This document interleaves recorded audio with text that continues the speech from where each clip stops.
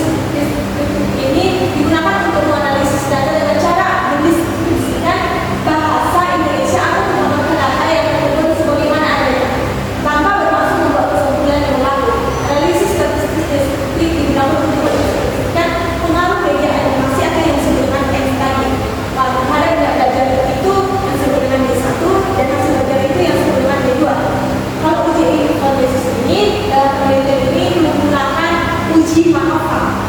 MANOVA adalah suatu teknik statistik yang digunakan untuk menghitung pengujian signifikansi perbedaan rata-rata secara bersamaan antar kelompok antara kelompok 2 variabel tersebut atau lebih.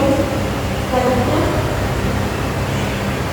Oke, baik, terima kasih untuk penjelasan materi saya tentang bagaimana pengaruh media animasi, pengaruh penggunaan media animasi terhadap pembelajaran IPA kelas 4 SD dari 1 Untuk itu, saya membuka sesi tanya jawab yang ingin bertanya tentang hasil penelitian saya.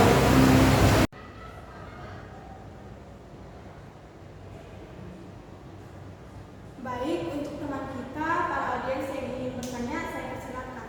Baiklah, saya ingin bertanya. Perkenalkan, nama saya Putri Gunturwan. Saya ingin bertanya mengenai bagaimana media animasi dapat mempengaruhi minat belajar siswa.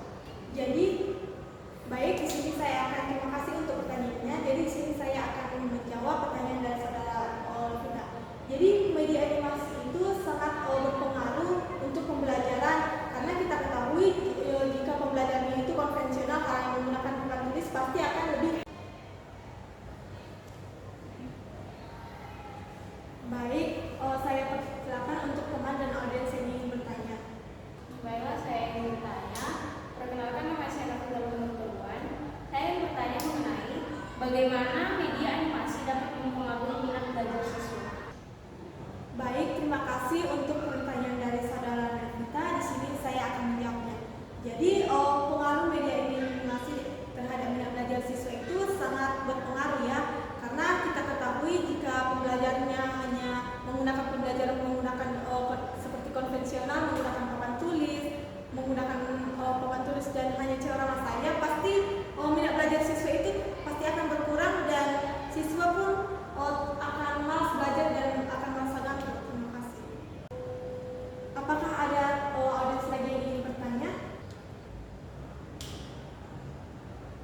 Saya ingin bertanya lagi mengenai apa saja aspek-aspek pembelajaran IPA yang bisa ditingkatkan melalui penggunaan media animasi. Baik, terima kasih untuk pertanyaannya. Di sini saya akan menjawab. Jadi aspek-aspek yang dapat mendukung itu, jadi media animasi ini menunjukkan beberapa konsep-konsep. Contohnya konsep-konsep ditunjukkan menggunakan infografis, misalnya tentang bagaimana proses pertumbuhan manusia dari bayi hingga menjadi dewasa. Begitu.